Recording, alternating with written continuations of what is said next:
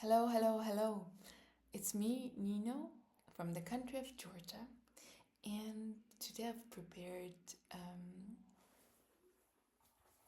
this book for you. Um, Henry's Freedom Box, a true story from the Underground Railroad. And so the Underground Railroad is not the real railroad under the ground.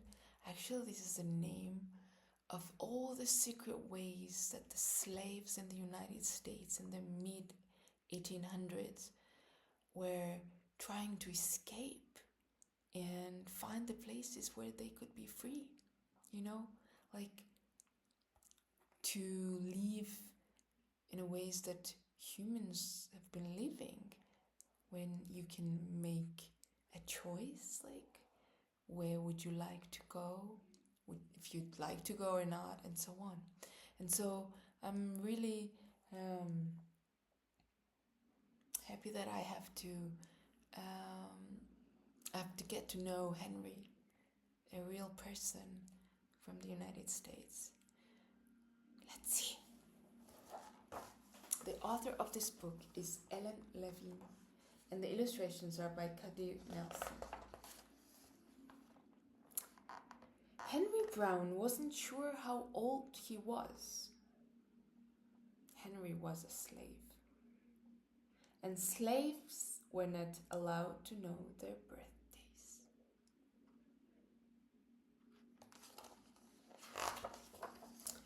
Henry and his brothers and sisters worked in the big house where the master lived. Henry's master had been good to Henry and his family. But we know that lots and lots of masters were very, treating their slaves as objects. You know how you would take off your clothes and just, put it on the chair, on the bed, like you just even don't care. It's like, or how we leave our toys or, I don't know, there for months and you just don't care about it, how it is. That's how the masters treated human beings, because they were slaves. But from this book we understand that his master was treating them really nicely. Not okay, we'll find out what has been happening. But Henry's mother knew things could change. Hey, do you see those leaves blowing in the wind? They're torn from the trees like slave children are torn from their families. Because that's how it was. You know how the wind blows? Shh, and some leaves just fly and swirl. That's how it was happening in the families, in the black people. The kids were removed from parents. Why? Because they were sold. So one morning, the master called for Henry and his mother. They climbed the wide staircase. The master lay in bed with only his head above the quilt. He was very ill. He beckoned them to come closer. Some slaves were freed by their owners. Henry's heart beat fast. Maybe the master would set him free. But the master said, "You are a good worker, Henry. I'm giving you to my son. You must obey him and never tell a lie." Henry nodded, but he didn't say thank you. That would have been a lie. Later that day, Henry watched a bird soar high above the trees. Free bird, happy bird, Henry thought. Henry said goodbye to his family. He looked across the field. The leaves swirled in the wind. Look at the pain. Look how they're Some are avoiding their faces to show the tears. Can you imagine? Oh. So Henry went totally to a new place and worked in his new master's factory. He was good at his job. "Do not tear that tobacco leaf," the boss yelled at the new boy. He poked the boy with a stick. "If you made a mistake, the boss would beat you."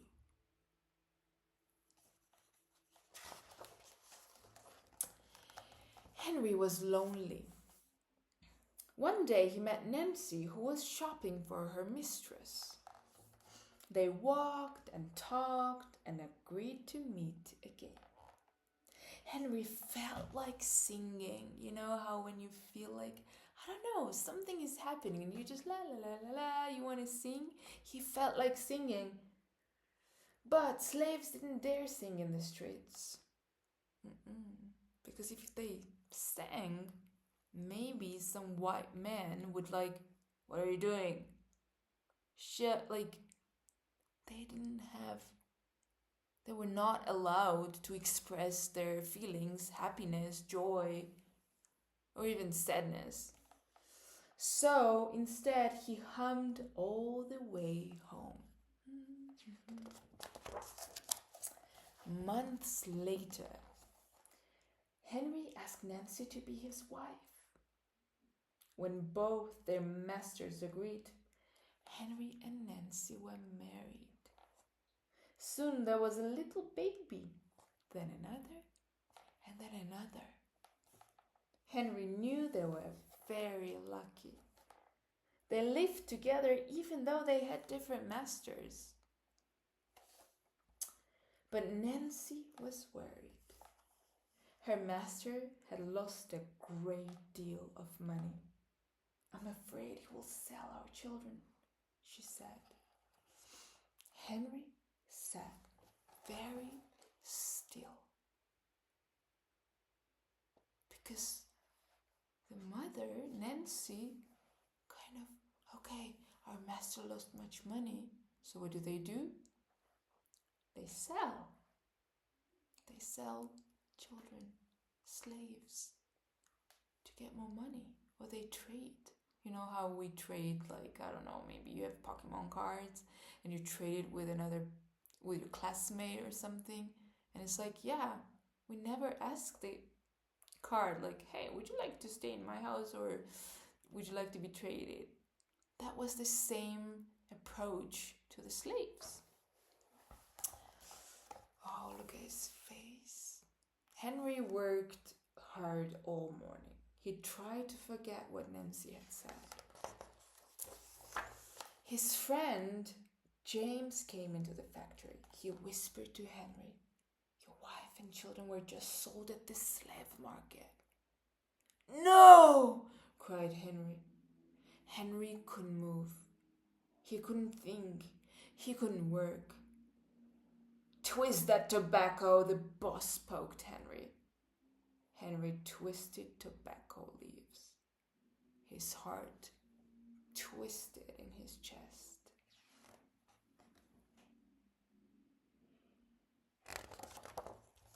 At lunchtime, Henry rushed to the center of town. A large group of slaves was tied together. The owner shouted at them. Henry looked for his family. "Father! Father!" Henry watched his children disappear down the road. Where was Nancy? He saw her the same moment she saw him. When he wiped away his tears, Nancy too was gone. Look at the tears. It's tragic. Because he couldn't do anything. Henry no longer sang. He couldn't hum. He went to work, and at night he ate supper and went to bed. Henry tried to think of happy times, but all he could see were the carts carrying away everyone he loved. Henry knew he would never see his family again. He didn't even know his birthday. There was no internet. They didn't know, and there was nothing to track. So many weeks passed. One morning, Henry heard singing. A little bird flew out of a tree into the open sky, and Henry thought about being free. But how? As he lifted a crate, he knew the answer. He asked James and Dr. Smith to help him. Dr. Smith was a white man who thought slavery was wrong. They met early the next day at an empty warehouse. Henry arrived with a box. I will mail myself to a place where there are no slaves, he said. James stared at the box, then at Henry. What if you cough and someone hears you? I will cover my mouth and hope, Henry said. Dr. Smith wrote on the box, to William H. Johnson, Arch Street, Philadelphia, Pennsylvania. Henry would be delivered to friends in Philadelphia. Then he printed on the crate in big letters, this side up with care. These kind of signs are given to a very fragile, like something that can break. So he used this, okay, because there would be a real man inside the crate. Henry needed an excuse to stay home, or the work boss would think he had run off. James pointed to Henry's sore finger, but Henry knew it wasn't bad enough. So he opened a bottle of oil of vitriol. No, cried James. Henry poured it on his hand. It burned his skin to the bone. Now, the boss would have let him stay home. Dr. Smith bandaged Henry's hand. They arranged to meet the next morning at 4 o'clock. The sun was not yet up when Henry climbed into the box. Ready, he said. James nailed down the lid. Dr. Smith and James drove to the station. The railway clerk tipped the box over and nailed a paper to the bottom. Dr. Smith begged the clerks to be careful, but they didn't listen. They threw the box into the baggage car. Hours passed. Henry was lifted up and thrown again, upside down. He heard waves splashing. This must be the steamboat headed for Washington, D.C. The ship rode smoothly, but Henry was still upside down. Blood rushed to his head. His face got hot. His eyes ached. He thought his head would burst, but he was afraid to move. Someone might hear him. Look at him. I'm tired of standing, someone said. Why don't we move that box and sit on it, said another. Henry held his breath. Could they be talking about his box? Henry was pushed. The box scraped the deck. Now he was on his right side, now on his left, and suddenly right side up. What do you think is in here, said the first man. Mail, I guess, said the other. I am mail, thought Henry, but not the kind they imagined. Henry was carried off the steamboat and placed in a railroad car, this time head up. He fell asleep to the rattling song of the train wheels. He awoke to loud knocking. Henry, are you all right in there? All right, he answered. The cover was pried open. Henry stretched and stood up. 4 men smiled at him. Welcome to Philadelphia. At last, Henry had a birthday, March 30th, 1849. His first day of freedom. That's when he started to celebrate his birthday. And from that day on, he also had a middle name. Everyone called him Henry Box Brown. That was it. The book was dedicated to Mother, who introduced me to William Steele. And William Steele was a black man also during that times. I think he was a rich man, but he also was the conductor, and he was helping like more than 600 slaves. He helped more than 600 slaves to escape the slavery through the Underground Railroad to those states where there was no slavery, there was freedom. So when Ellen first heard about William Steele, she got inspired and she tried to find out, and then he found out about Henry Box Brown, who became one of the most famous runaway slaves on the Underground Railroad, the man who mailed himself to freedom.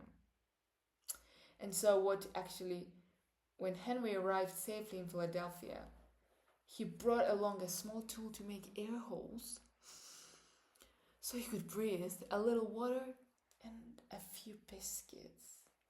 He traveled 350 miles from Richmond, Virginia in 27 hours. His story made newspaper headlines in America and Europe. That was it, and I'm really happy that we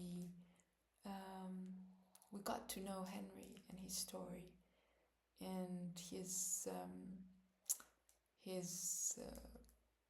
win, but at the same time the pain and the struggles that people, his family and all the other slaves went through. Millions of slaves went through in the mid of 1800s. That was it. I wish you a beautiful day and see you soon.